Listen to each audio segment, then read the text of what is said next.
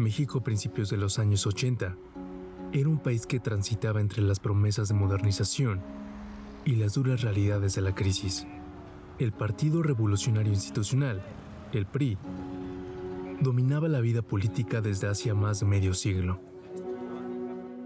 Había construido un sistema casi inquebrantable de poder, basado en el control de sindicatos, organizaciones campesinas y estructuras clientelares. El presidente de la República seguía siendo el eje central de la política nacional, con un poder que parecía absoluto, pero también cada vez más cuestionado. El auge petrolero de finales de los 60 había alimentado la ilusión de que México entraba por fin a la modernidad, pero la caída de los precios del crudo y la deuda externa desbordada hicieron estallar la burbuja. En 1982, una brutal devaluación sacudió al país y obligó al gobierno entrante de Miguel de la Madrid a aplicar políticas de austeridad y contención.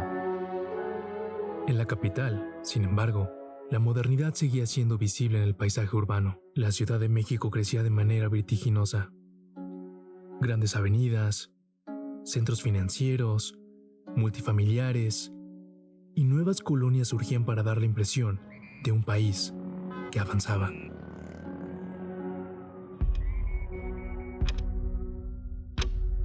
Sin embargo, está temblando. Sigue temblando un poquitito, pero pues vamos tomando con una gran tranquilidad. El jueves 19 de septiembre de 1985, a las 7:19 de la mañana, un fuerte sismo azotó al país y dejó marcada, para siempre, la memoria de México. Ese día fue conocido como el Jueves Negro. Esa mañana tan extraordinaria en muchos sentidos, conmigo empezó en casa. Vivía yo en un condominio horizontal aquí en Tlalpan, a 3 cuadras del centro de Tlalpan, y estaba yo saliendo de bañarme porque estaba preparándome para llevar a mi hijo mayor, que en aquella época tenía 3 años, al kinder. Y en eso empezó a temblar, pero me sorprendió muchísimo lo largo que fue, porque con la reacción natural que tenemos los sismólogos, en cuanto empezamos a sentir el sismo, a qué horas empezó, cuántos segundos duró la sensación, y pasaron 2 minutos y seguía oscilando, y oscilando, y oscilando. Yo estaba en mi casa desayunando, vivo en Tepepan, cuando empezó a temblar. Era muy obvio a mí, por lo menos, que era un gran temblor. Lo que pasa es que en la casa tenemos también lámparas de diferentes alturas. Y cuando ocurren temblores, yo puedo ver qué tanto están moviendo para tener una idea de qué tan grandes son. Entonces era muy claro que era un gran temblor. De hecho, el movimiento me despertó muy sobresaltado porque inmediatamente cuando abrí los ojos vi que casi se me venía encima un librero que estaba al lado de la cama. Entonces lo que hice fue pararme rápidamente para detenerlo. Y entonces fue cuando me di cuenta de que estaba ocurriendo un sismo bastante fuerte. El movimiento fue atenuándose a los pocos segundos, digamos, después de 1 minuto ya prácticamente el movimiento era casi imperceptible, todavía se sentía, pero fue la primera vez que sentí un movimiento así de fuerte en la Ciudad de México. Estaba con mi mamá, yo estaba a punto de salir, recuerdo en ese tiempo entrenaba atletismo. Iba a entrenar cuando mi mamá oí que empezaba a gritar y yo estaba pues por salir y me acuerdo que no podía ni caminar en las escaleras. Me acuerdo que era un movimiento muy fuerte y logré salir con ella al patio y nada más vi cómo las cubetas se vaciaban de agua. Era difícil, ¿no? Imaginar lo que había sucedido en la ciudad. Y vimos la transmisión de Jacobo Zabludowski, que Zabludowski, no sé si tú sabes o recuerdas, que logró con una cámara portátil transmitir al cerro aquí de la Jusco y del Cerro del Ajusco transmití porque Televisa estaba totalmente destruida, ¿no? Las torres por el suelo. Cuando vimos eso, fue un silencio absoluto y lo vimos por unos minutos y yo me acerqué al profesor Rosen y le dije, Emilio, nosotros nos tenemos que ir, no tiene sentido estar aquí. Y me dijo, váyanse. Y estábamos todos muy impactados. La capital del país, uno de los puntos más afectados por este sismo, cambió drásticamente de panorama. Edificios colapsados, escombros por las calles y sonidos de ambulancias inundaban los oídos de las personas. Ante esta orfandad, surgió la famosa solidaridad mexicana. Fue también conmovedor, inclusive desde allá, ver la reacción social, que yo todavía pienso que se ha estudiado poco. El gobierno desapareció. El gobierno realmente desapareció. El presidente no salió a hablar públicamente en los 4 primeros días. Y realmente quien inició el rescate fue la sociedad civil. Fue algo difícil porque me acuerdo que unos tíos que eran médicos nos invitaron a ir a ayudar a esta calle de Insurgentes y Álvaro Obregón. Había 3 edificios derruidos en esa zona y me acuerdo que por 3 días junto con mis primos y unos amigos estuvimos ayudando ahí a remover escombros y sí impacta, o sea, impacta mucho cuando encuentras un cuerpo. Me acuerdo que los soldados te decían que avisaras cuando encontrabas el cuerpo, ellos subían, hacían la maniobra de bajar el cuerpo y lo metían en unos cerros de hielo, ¿no? Que traían, me acuerdo bien, de Bachoco, venía el camión, y ahí metían abajo pues, a los cuerpos, ¿no? Y no sé, como que en esa época el tiempo se detuvo.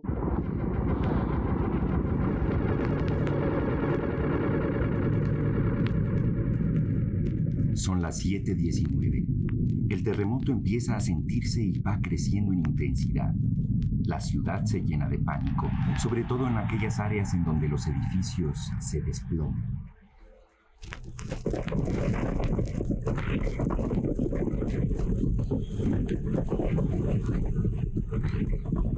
La incredulidad y la angustia se mezclan.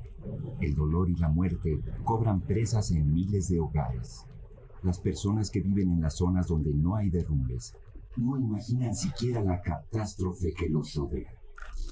Entre todo este caos, la Universidad Nacional Autónoma de México apoyó de diversas formas ante la emergencia. Las facultades de Medicina, Ingeniería y Arquitectura salieron a las calles de la ciudad a atender la crisis. La comunidad universitaria se movilizó para rescatar personas, evaluar daños y organizar brigadas de apoyo alimentario, sanitario, médico, psicológico y logístico. Atendieron enfermos junto a edificios en ruinas y diagnosticaron estructuras en riesgo. No obstante, la demanda de la sociedad implicaba mucho más. Había una hilera de periodistas que iba casi de entrar del instituto al estacionamiento, que estaban esperando tener información que no teníamos. Y a Jaime Yamamoto, que era el otro sismólogo, le dijo que se fuera al centro de la ciudad para ver si de veras lo que decían había pasado. Y Jaime hizo un recuento muy interesante de lo que vieron junto con la Ana Lilian Martín del Pozo. En la UNAM ya existía una comunidad que buscaba respuestas. El Servicio Sismológico Nacional, el Instituto de Geofísica y el Instituto de Ingeniería trabajaban para entender y explicar el acontecimiento. ¿Cuál era la localización del sismo? ¿Cuál era su magnitud? Pero las respuestas no llegaron de forma sencilla. Se fue a la luz. Entonces no había información, no había registros sísmicos disponibles para hacer cosas, ¿no? Eso fue el problema, que no teníamos nada de información, casi nada. Fui de hecho al Instituto de Ingeniería porque tenían señales que venían en tiempo real y era mucho más fácil localizar los eventos y hacer algún tipo preliminar análisis. Pero el problema era que ahí también, debido a falla de la luz, había muy poca información disponible, suficiente como para más o menos orientar de por dónde venía el temblor, sin saber qué tan lejano de la ciudad era. Pero podría uno inferir que venía del lado de Michoacán, y pensando que es un temblor de la zona de subducción, pues era claro que era la costa de Michoacán, sin saber más, en ninguna idea de la magnitud del temblor. No había registros útiles. Serían por ahí de las 11 de la mañana, creo yo, y pues teníamos que decir algo. Y Krishna había visto estos datos de Instituto de Ingeniería que estaban totalmente saturados, es decir, que se veía la llegada de la onda, pero se veía totalmente saturada la señal, no se podía identificar fases de arribos de ondas, que es lo que nos permite localizar. Y pues decidimos, con base en eso y algunos datos que nos trajeron de Tacubaya, decir que venía de... Sabíamos que venía del... Había evidencia en esos datos que venía del sur, del suroeste, dijimos Guerrero, Michoacán. Era un completo caos. Era un completo caos, sobre todo en el Servicio Sismológico Nacional, porque la gente estaba tratando de obtener información de los pocos registros que se tenían. Hay que recordar que en aquel entonces únicamente se tenían datos de las estaciones mecánicas del Servicio Sismológico Nacional. Cada vez que ocurría un sismo grande, sentido, el personal tenía que trasladarse a Tacubaya, a la estación central, para poder analizar los registros, desde ahí comunicarse telefónicamente con los operadores de las estaciones foráneas a fin de que les dieran información, simplemente información de la hora de llegada de las principales fases. ¿Por qué? Porque ese es el insumo principal para poder localizar el evento. Con esto lo que quiero decir es que en los primeros momentos no se sabía de dónde provenía el evento.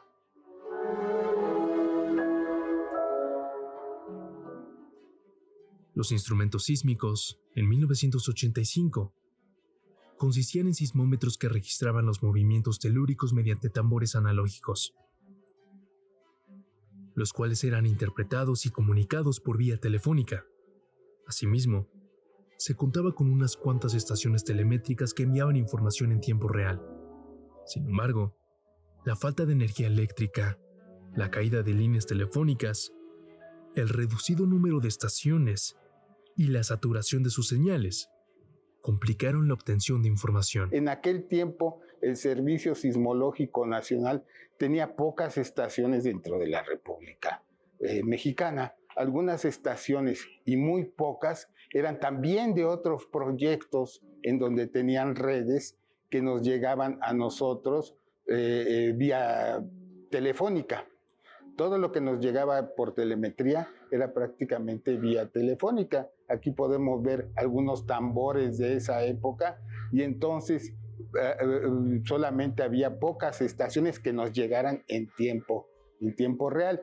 También existían otras estaciones, pero eran autónomas. Eso quiere decir que había un operador y el operador era el que hacía la lectura, y luego por vía telefónica nos decía a qué hora se había registrado en ese lugar. Eran muy pocas. Yo le puedo decir que eran aproximadamente 20 estaciones que funcionaban con continuidad, ¿sí?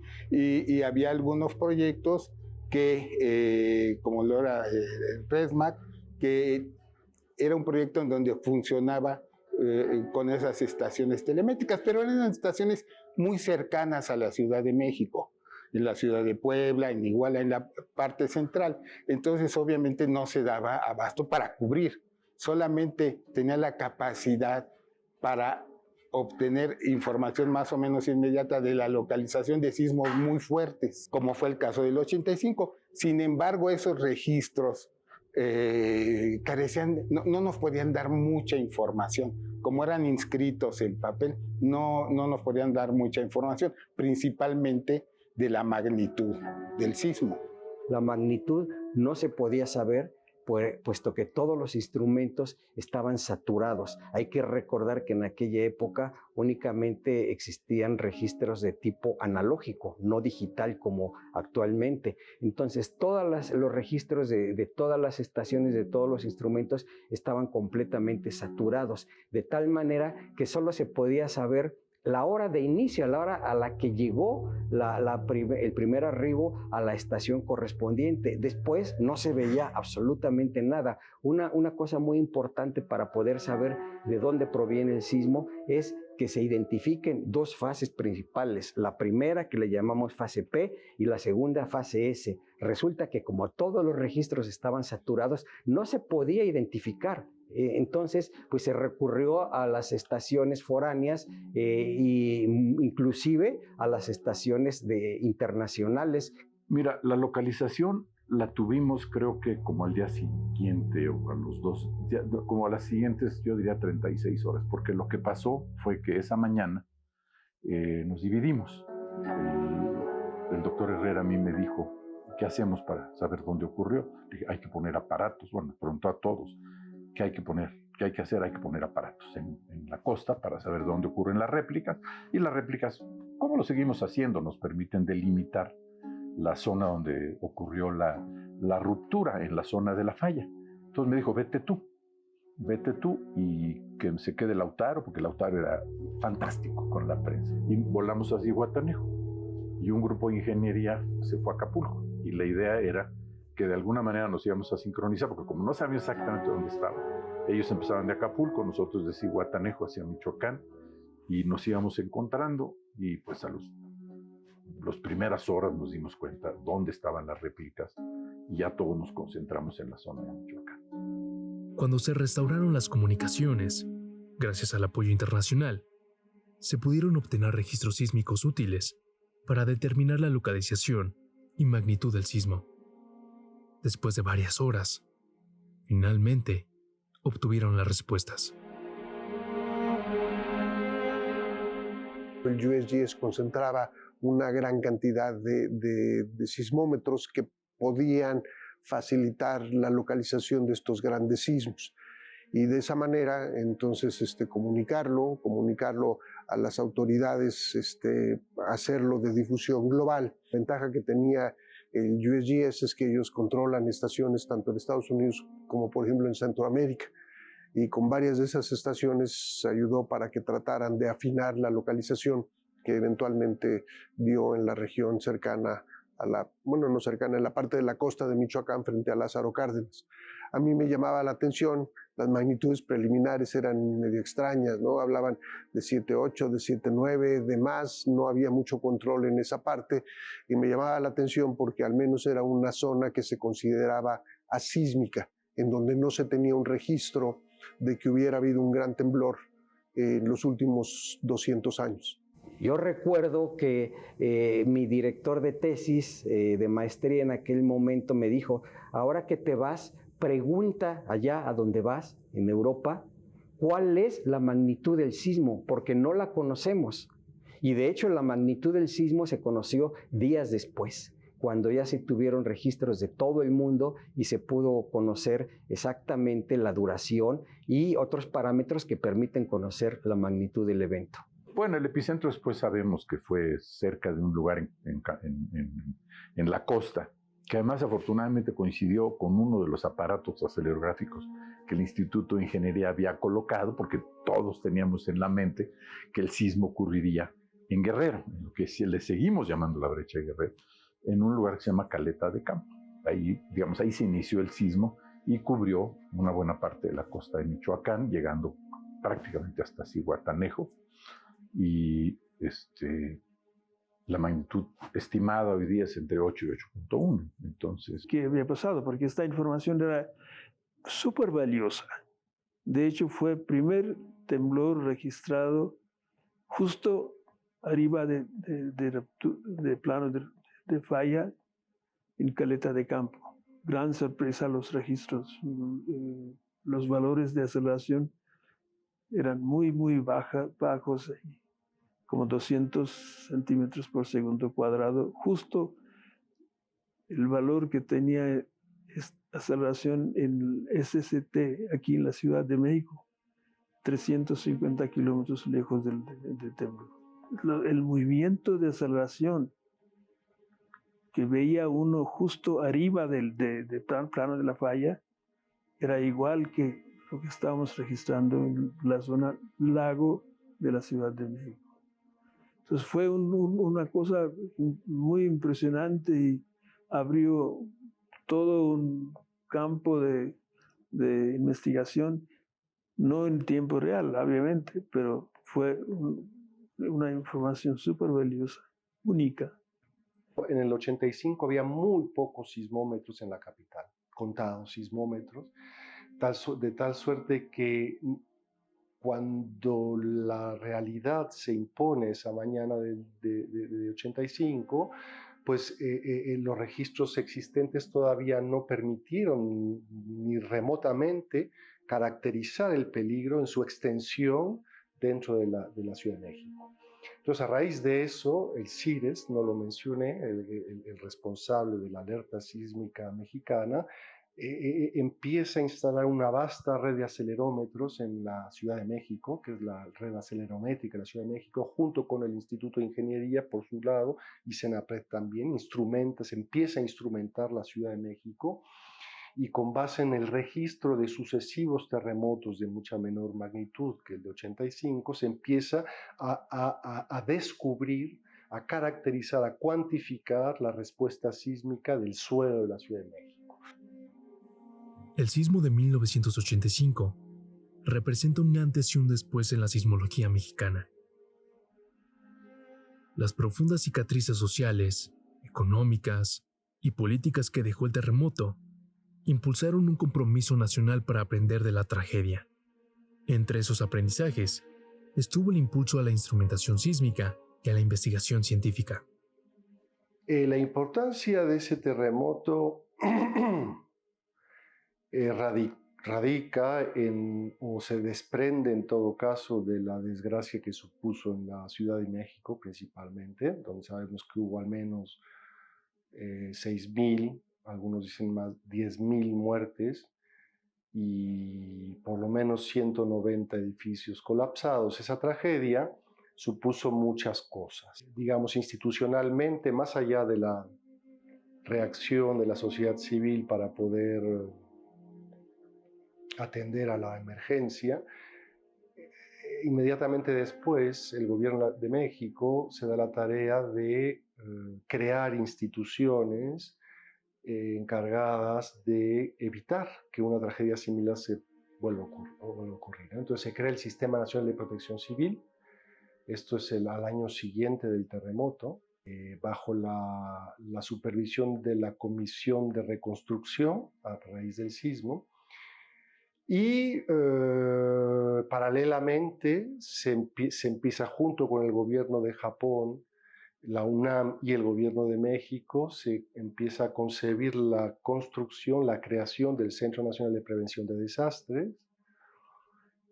Al mismo tiempo, académicos emanados de la UNAM y abrigados por la Fundación Javier Barros Sierra crean el Centro de Instrumentación y Registro Sísmico, entre otras cosas, porque también está el Centro de Investigación Sísmica. El CIRES, el Centro de Instrumentación y Registro Sísmico, instala una serie de sensores sísmicos en la brecha sísmica de Guerrero, con el fin de alertar a la población de la capital en caso de que un futuro terremoto se produjera ahí, donde no ha ocurrido un gran sismo desde 1911. Y bueno, con estas instituciones creadas, se crea luego, años más tarde, el Centro de Alerta de Tsunamis, ¿sí? que auspiciado por la Secretaría de Marina, y una serie de, digamos, de instituciones, subinstituciones, que han permitido, por ejemplo, formar profesionales dedicados a la protección civil, a través de la Escuela Nacional de Protección Civil del CENAPRED. En fin, entonces institucionalmente fue un parteaguas el terremoto de 85. Bueno, más bien se consiguieron recursos para instalar por primera vez en México sensores de banda ancha Eso implica un rango de frecuencia muy alta. Y estas estaciones pues eran muy caras en su época, como $60,000 cada estación, ¿sí? No sé actualmente cuál sea el precio, pero no creo que haya bajado mucho. Y obviamente pues la UNAM no tenía los recursos necesarios para ir haciendo este cambio de la nueva red sismológica. Entonces el doctor Gerardo Suárez y yo, él siendo jefe del departamento de sismología y yo jefe del servicio, nos abocamos de tratar de conseguir los recursos. No fue fácil, tocamos muchas puertas, varios lugares, hasta que finalmente llegamos a la Secretaría de Gobernación. Y en la Secretaría de Gobernación fue algo igual un poco curioso, porque el secretario de Gobernación, que no recuerdo su nombre en ese momento, nos dijo que sí estaba interesado en apoyar a la UNAM y el Servicio Sismológico Nacional. Habló a su secretario o asistente o director de finanzas y le preguntó en ese momento si tenía recursos, que en ese momento estaban pidiendo $2 millones para tener más o menos unas 20 estaciones.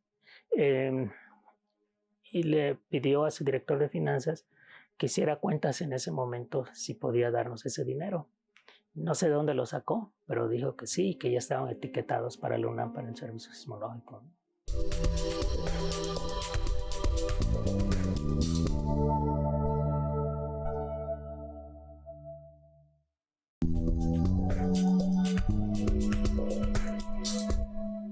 Había, en lo que se refiere al Servicio Sismológico Nacional, mucho retraso en lo que se refiere a información actualizada. Tenemos que cambiar esto y empezamos a buscar dinero y lo obvio era eso, lo obvio era buscar el financiamiento y ahí la verdad tuve el apoyo increíble del doctor David Novello de ir a tocar puertas y él no se cansaba, decía bueno pues ahora si no quisieron vamos a ir al otro y vamos a ir al otro y vamos a ir al otro hasta que encontramos quien nos dio el apoyo para en la Secretaría de Hacienda encontraron un dinero que le pasaron al subcomité que, como se llamaba, de emergencia y que, no mal recuerdo, era un poco más de $2 millones, que en aquella época, bueno, como ahora, pero en aquella época era una cantidad importante de dinero y con eso empezamos a comprar el equipo, pero digo, sin falsa modestia, creo que hicimos lo obvio, lo que parecía urgente, ¿no?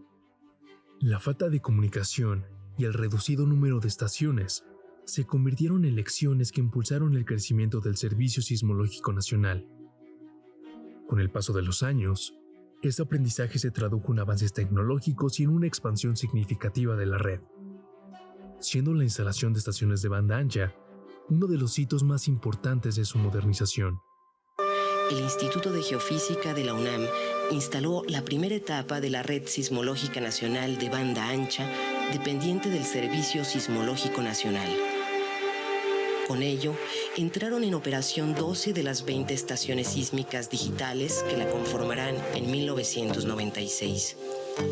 La UNAM definitivamente está a la vanguardia en instrumentación con esta nueva red sismológica y a nivel mundial. Sí, realmente nuestra red es una envidia para muchos países. A finales de 1988, o principios, no recuerdo ya, se instaló la primera estación de banda ancha del Servicio Sismológico Nacional. Eso fue realmente impresionante, es un sensor STS-1. Esa red obviamente viene a partir del terremoto del 85, que desafortunadamente por varias circunstancias se perdió el registro de mucha información. Colapsaron, se cayeron los registradores helicoidales. Obvio que se fue la luz, obvio que se fueron las comunicaciones. Digamos que fue lo que empezó a mover la búsqueda de recursos y también los apoyos correspondientes por parte del gobierno. Sin datos no hay forma de obtener ningún tipo de información de cómo ocurrió el sismo, de dónde ocurrió y diversas características que ellos modelan. Entonces, de ahí surgió esa gran necesidad de hacer un sistema de almacenamiento. Y para ese tiempo, mediados del 92, digamos, empezaron a traer las primeras tarjetas de adquisición de datos. Eran tarjetas digitalizadoras, convertidoras de la señal analógica que recibíamos de las líneas, para que aparte de tener el registro analógico en el tambor, esa señal se digitalizaba y se almacenaba, y empezaron a aparecer los primeros sistemas de detección automática. La modernización no solo fue de equipo, también implicaba mejorar las formas de comunicación con las estaciones y enfrentar un reto mayor: ¿cómo interpretar las señales? Entré como jefe del servicio sismológico y una de mis tareas fue actualizar el sistema de detección sísmica y el sistema de procesamiento de datos, ¿no? El doctor Willy Lee, él siempre fue muy interesado en apoyar la investigación sísmica, desarrollando software especiales en sistemas de cómputo, que en ese tiempo, en el 88, era ATES, creo que era computadora ATES, que le llamaban. PCs no eran lo de ahora, ¿no? De sistemas de estaciones de trabajo, entonces muy diferente.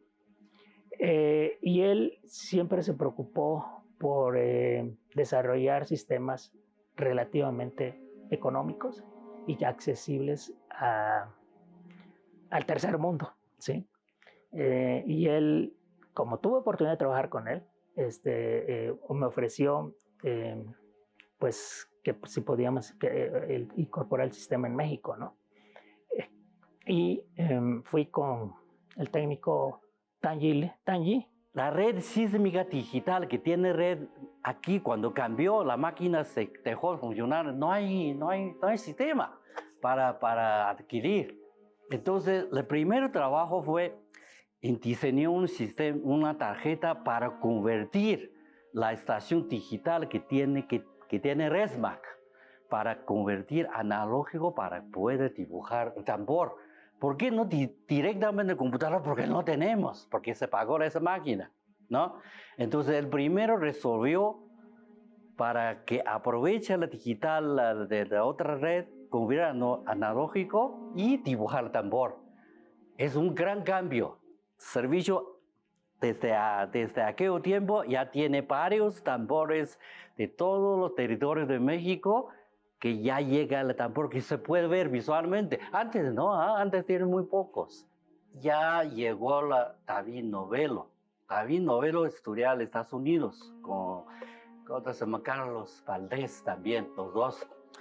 Entonces ellos conocen que Estados Unidos está haciendo usando PC para hacer sistemas de adquisición, ¿no? Entonces fuimos allá, entonces yo con David Novelo fui allá a ver cómo están. Entonces, están en prueba esos sistemas, ¿no? Entonces, con esas de base, entonces traemos lo que ellos tienen, ¿no? Y hacemos modificaciones de todo, ¿no? La software básicamente yo escribí para que México por primera vez ya tiene un sistema de adquisición de señal analógicos. Es analógico, ¿no? Cuando con la computadora se digitaliza en las computadoras. Era irnos poniendo a la par de la tecnología en comunicaciones, en instrumental, sísmico, en la parte de cómputo, y también ir migrando el conocimiento de las personas que habían sido capacitados en hacerlo de manera analógica a pasar a hacerlo de manera digital. Entonces, pues es un reto. La universidad, como siempre, lo toma, lo absorbe, lo hace suyo y va avanzando, ¿no? A mí, cuando llego a ser jefe del Servicio Sismológico Nacional, estaríamos hablando en 1993, me toca la migración de este tipo de equipamiento ya a computadoras, en donde empezamos a registrar de manera digital información, en donde por primera vez se adquiere comunicación satelital en algunos de los satélites mexicanos, la conexión para poder mandar en un tiempo muy corto la información vía satélite, lo cual tenía un costo muy alto, ¿no? Era un costo casi estratosférico, pero valía la pena, ¿no? El tener esa información desde cualquier otro lugar que saliera de esa manera. Comienza a hacerse más generalizado el uso del cableado de Internet, ¿no? a través de estos cableados, que ahora uno ya habla de Internet, y el Internet lo hay en donde uno quiera, ¿no? Hasta en los lugares en donde uno piensa que no va a haber. Y si hay un lugar en donde no hay Internet, no nos metemos, ¿no? Ahora esa es la diferencia, pero en ese entonces no. Los avances en la sismología, fruto de una labor constante y rigurosa, transformaron poco a poco la manera en que México estudia y vigila la actividad sísmica. Con el paso del tiempo, el Servicio Sismológico Nacional se consolidó como una voz de referencia en el país. Un punto de encuentro entre el conocimiento científico y la sociedad. Detrás de cada logro se encuentra un equipo diverso de investigación, instrumentación, seguimiento y análisis. Personas comprometidas y atentas a cada señal. Técnicos que mantienen viva la precisión de los instrumentos, comunicadores que hacen comprensible la información y especialistas en tecnología que sostienen el flujo de datos. El área de instrumentación somos nada más, bueno, ya somos dos personas nuevas tenemos, somos 8 personas que atendemos toda la red del país.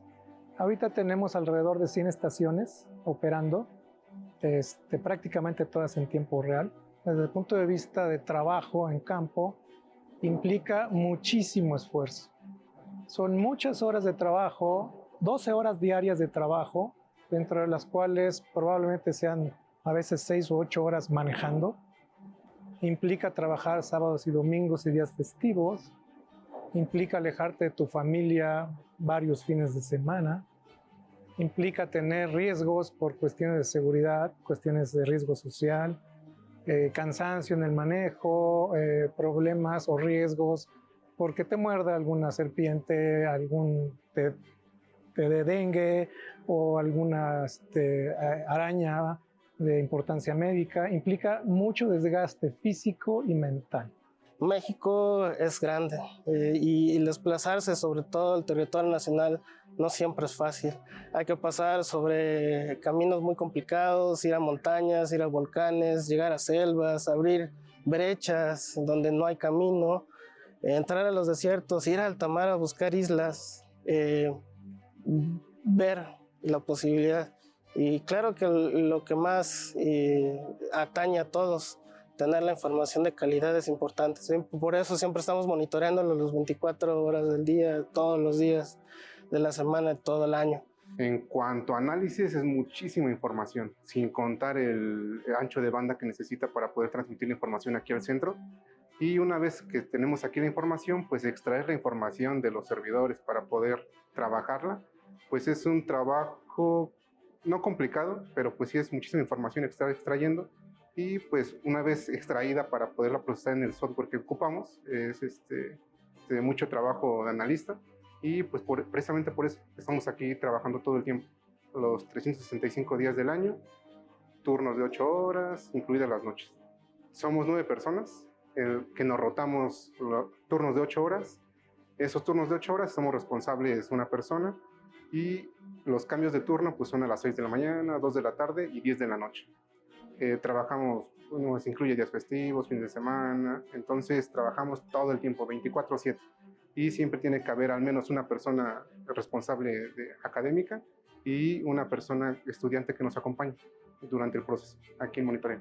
Tenemos algo que puede ser relevante en términos de el conocimiento que el servicio sismológico puede aportar, tanto a la sociedad en términos de poder determinar sismos con precisión, lo más rápido posible, pero también en términos de la parte de la investigación, ¿no? Esta responsabilidad que tenemos de mi parte en el área de telecomunicaciones y de cómputo, pues hay un compromiso atrás para poder llevar esto a una operación continua, respaldada a las 24 horas, que nos permita pues mantener un monitoreo como el que la Sociedad de México nos está demandando.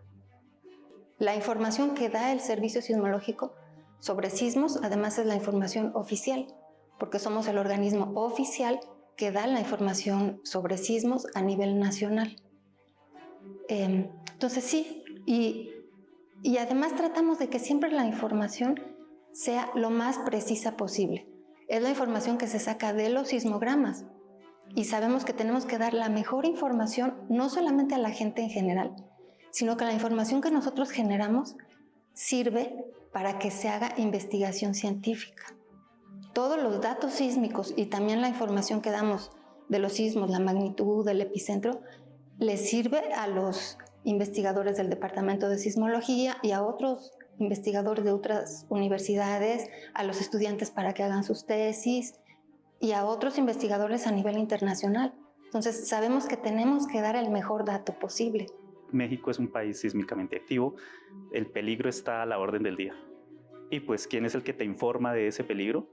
No te lo puede prevenir, pero te puede decir dónde ocurrió y cómo ocurrió. Es el sismológico. Entonces, si tú vives en una sociedad en la que a diario estás sometida a un peligro, pues ese servicio te está dando la respuesta, o bueno, por lo menos te está informando acerca de ese peligro. Y creo que eso pues está en la mente de todos los mexicanos. Y pues el respaldo de nosotros ser los que aportamos los datos, los almacenamos, los aportamos y les hacemos un somero procesado para los investigadores, para que ellos hagan todos sus desarrollos tecnológicos y científicos, pues digamos que nos da esa carta de confiabilidad. Tenemos que hacerlo bien, porque de ahí, si nosotros no lo hacemos bien, ellos no van a tener que publicar. Es muy importante la información que se está generando en el servicio sismológico, porque detrás de ese número que se publica y que nosotros vemos en redes sociales o en la página, hay mucho trabajo detrás de ese número, ¿no? que el público ve. Esa información que se está generando pues sirve en general a la población, pero pues también a otras instituciones, a otras autoridades que requieren de la información, que requieren del dato. Entonces, la información que se genera ahí pues es de suma relevancia, porque puede ser también detonante para activar ciertos protocolos. Entonces, sí es bastante importante la información. Hay algo que yo considero que es muy importante: la comunicación. La comunicación apaga cualquier modo de que toda la gente tome conciencia en un determinado momento. Junto a ellos, un grupo de investigadores se entrega en su esfuerzo cotidiano para ofrecer al pueblo mexicano información confiable y de calidad. Y poco a poco se fue incrementando, se fue densificando esta red hasta llegar a la situación actual con más de 100 estaciones a lo largo de todo el país. A raíz de 85 se instrumenta la Ciudad de México y se caracteriza, conforme los años van pasando, con un detalle muy elevado el peligro que suponen los terremotos, ¿no? La amplificación del movimiento es enorme, ¿no? Ahí es cuando justamente se pone en evidencia que la amplificación del suelo en zona de lago no hay otra amplificación documentada en la bibliografía internacional en una ciudad de este porte que alcance esos niveles de amplificación, que puede ir de entre 200 y 500 veces mayor la amplitud que fuera de la cuenca, ¿no? El movimiento. Cuando yo empecé a estudiar el fenómeno, digamos, primero la licenciatura y luego la maestría, conseguir la disposición de datos, la disponibilidad de datos sísmicos era muy reducida. Había unos cuantos registros útiles, ¿no? Las computadoras eran mucho más lentas, claramente, ¿no? La corrida de los programas que yo hacía tardaban pues cada uno una noche, ¿no? Por ejemplo, 8 o 10 horas. En este tiempo ha cambiado de manera notable, ¿no? La disponibilidad de registros sísmicos de alta calidad digitales es impresionante, ¿no? Digamos, se conoce muchos otros aspectos fenómenos que no conocíamos antes, como he mencionado, lo de los sismos lentos o de otras cuestiones que están enmascaradas en el ruido, que luego pueden extraerse aspectos muy importantes, ¿no? Del ruido. 4 décadas muy importantes para el conocimiento en términos de la sismología, de la sismotectónica y por lo tanto de otras áreas afines, ¿no? Pues como la ingeniería sísmica o inclusive la protección civil, ¿no? Ha cambiado mucho. 40 años después de 1985, la sismología mexicana ha pasado de tambores analógicos a redes modernas que vigilan la Tierra en tiempo real. Aún quedan grandes retos: ampliar y modernizar la red de estaciones e interpretar con mayor precisión las señales. La memoria que dejó el sismo de 1985 fortaleció la investigación y despertó vocaciones científicas que conforman una comunidad dedicada a aprender más y a entender la sismicidad de la Ciudad de México y del país. Esos aprendizajes fueron visibles en el sismo de 2017 y, nuevamente, la UNAM respondió con el conocimiento, las herramientas científicas y tecnológicas con las que cuenta para atender la emergencia. Las similitudes es que los dos causaron destrozos, pero válgame, comparando en efectos en la Ciudad de México, no hay una comparación. No hay una comparación en cuanto a efectos desastrosos. El de 1985 fue demasiado comparativamente, aunque fue a una región más lejana, más de 320 kilómetros aproximadamente, sus efectos fueron mucho más devastadores que el de 2017.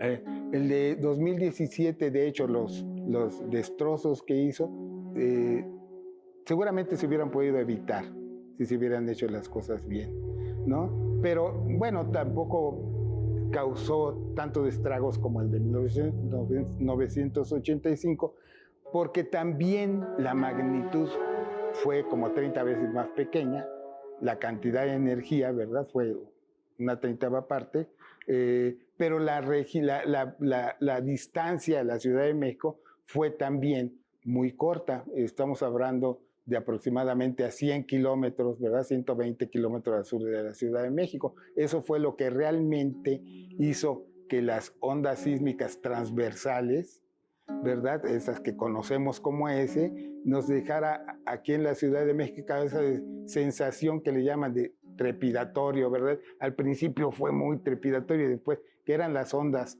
longitudinales y después las ondas transversales, nada más que por la distancia y por la magnitud, el tipo de rompimiento, todo se sintió muy diferentes frecuencias, pues, ¿sí?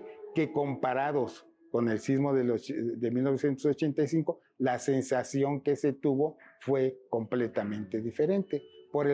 Y eso es precisamente por el rompimiento de la fuente sísmica y por la distancia a la que nos encontrábamos. Ya el 2017 nos toma con una infraestructura digital, con una estructura en donde la respuesta puede ser muy pronta. Recordemos, se nos olvida porque hablamos del 2017 y pensamos que solo hubo el sismo del 19 de septiembre, pero hubo el del 7 de septiembre, que fue un sismo muy grande, solo comparable con el que había ocurrido frente a las costas de Jalisco, Colima en 1932, un monstruo de 8.2. Entonces, esto ocurre en la zona del Istmo de Tehuantepec, frente a los estados de Oaxaca y de Chiapas, y es un sismo que, a pesar de la distancia tan grande, fue fuertemente sentido, y es donde funciona perfectamente la alerta sísmica. La alerta sísmica da una anticipación hasta de 100 segundos para la Ciudad de México por la distancia. El sismológico lo registra, puede obtener información muy pronta, muy rápida, otra vez el sismo, varios elementos en particular del sismo, la posición de la falla y demás nos desconciertan, porque siendo una zona de subducción, ese sismo no está relacionado a la zona de subducción, es un sismo casi con una falla vertical, y pocos días después hay un simulacro a las 11 de la mañana del 19 de septiembre del 2017, y a las 2 horas ocurre un sismo de magnitud 7, mucho más cerca, en la frontera entre Morelos y Puebla, que es fuertemente sentido. Es un sismo ahí sí se vale la palabra, con intensidad, violento. No es un sismo de movimiento suave, sino una vibración severa, con una duración en realidad corta, de no más de 15 segundos, pero que provoca una gran cantidad de daños en la infraestructura, tanto en Morelos como en Puebla, y también en una cantidad importante de edificaciones en la Ciudad de México. Bueno, en septiembre de 2017, el primero, el 8.2, fue en la noche. Yo salí de turno a las 10 de la noche, fue como a las 11 y algo de la noche. Y yo tenía turno en la mañana siguiente. Yo fui al cuarto de guardias y ya me estaba acostando para dormir, para levantarme bien temprano a las 6, cuando sonó la alarma. Y claro, fue el caos total. O sea, se vio, nunca había visto yo esas pantallas en rojo, peligro total, todo estaba en rojo. Nos habíamos entrenado teóricamente para esto, lo esperábamos, porque pues nosotros ya teníamos nuestro protocolo, pero vivirlo no, es otro cuento muy diferente. Obviamente esa noche no dormí, me seguí derecho hasta las 8 de la mañana, procesando réplicas, apoyando en todo lo que se debe apoyar, todos estábamos al tiempo. Esa vez nos superó el evento, porque pues aunque salimos y reportamos como tal el evento urgente que había ocurrido, la magnitud de 8.2, que incluso creo que salimos un poquito más altos en ese momento, después se ajustó la magnitud. Recuerdo que para sacar la réplica salimos como a las 3 de la tarde con nuestro reporte, que normalmente salía a las 8 de la mañana. Y me acuerdo muy bien que posterior al hecho nos trajeron psicólogos a los analistas, en general a todo el sismológico, porque en ese entonces la doctora Scholli era la que era la jefe del servicio sismológico, y pues ella se preocupó por la salud mental después de toda esa época tan estresante, ese mes o sea, ya estábamos sobrepasados en trabajo, y nos trajo unas sesiones de asesoría psicológica desde la Facultad de Psicología para que nos pues miráramos qué estaba mal, si había algo mal, pues tratarlo más a profundidad. Afortunadamente parece que nadie estaba tan mal, solamente mucho trabajo, pero sí, nos afectó, sí, de cierta forma rompió el equilibrio que normalmente llevamos en el trabajo. Bueno, fueron 2 sismos que ocurrieron bastante cerca en tiempo, con diferentes características, pero creo que, bueno, como ambos causaron daños, creo que mucha gente lo que más sintió fue miedo. Y a veces cuando uno se asusta, busca cómo canalizar ese miedo. Entonces había mucha solicitud de información, pero también yo sentí que hubo en redes sociales un cierto enojo. Se quejaban mucho con el sismológico, como si nosotros produjéramos los sismos, ¿no?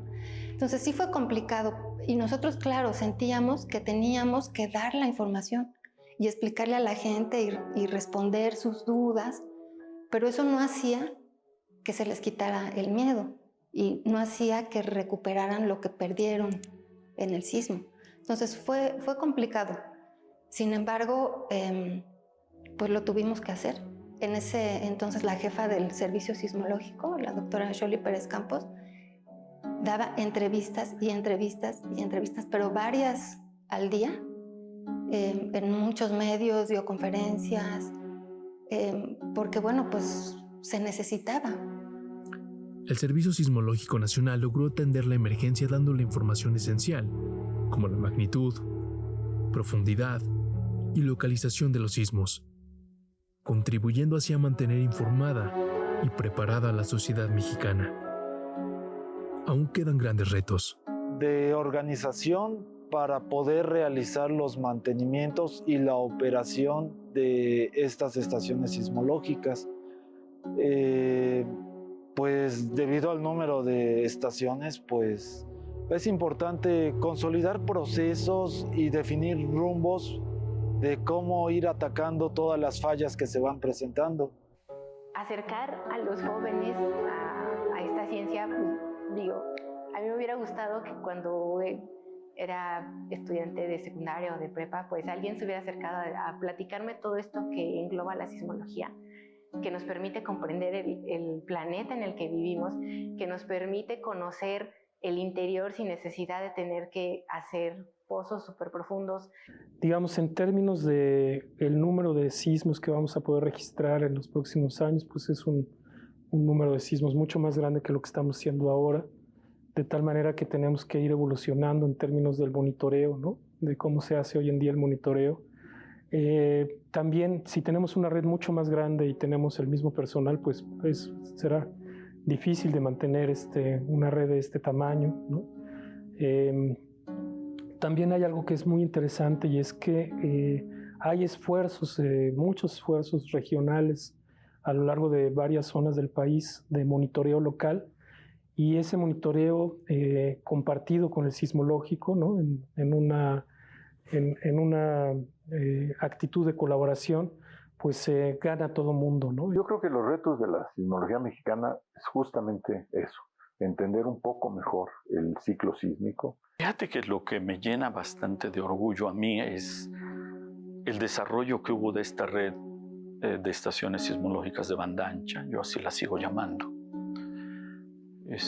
Aprendí mucho, me dejó muchas vivencias, anécdotas, conocer a mi querido México por todos lados. Te das cuenta de cosas tristes también.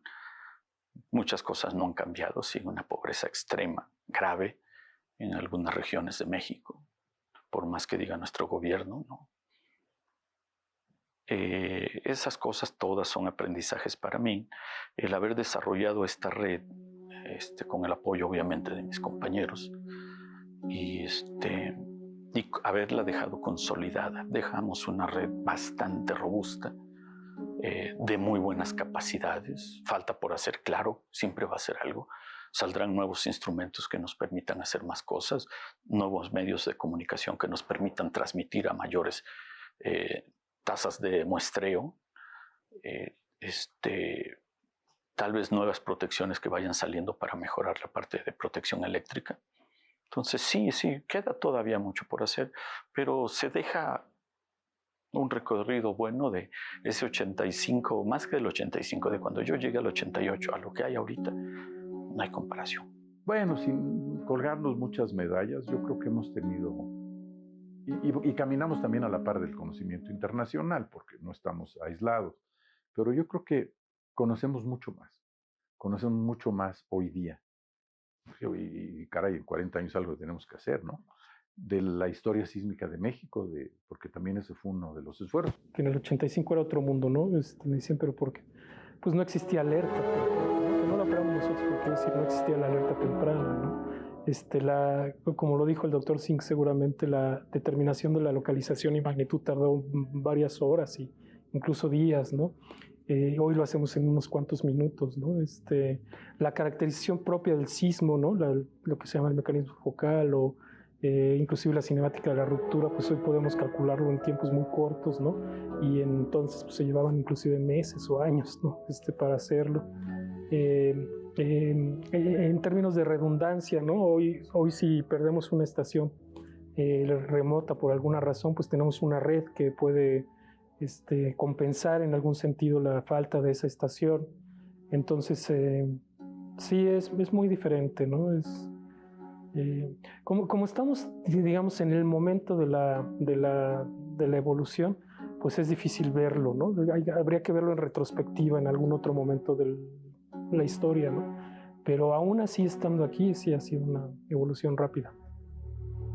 La comunidad sismológica universitaria ha logrado avances notables en el estudio de la respuesta sísmica del Valle de México y que hoy sirve como referencia en la investigación sísmica mundial. Sin embargo, ¿hacia dónde vamos? ¿Cuál es el futuro de la sismología mexicana? Pero eso lo descubrirás en nuestro siguiente capítulo. La Tierra seguirá moviéndose, pero con ciencia, memoria y resiliencia, México sigue construyendo un futuro más preparado y más consciente.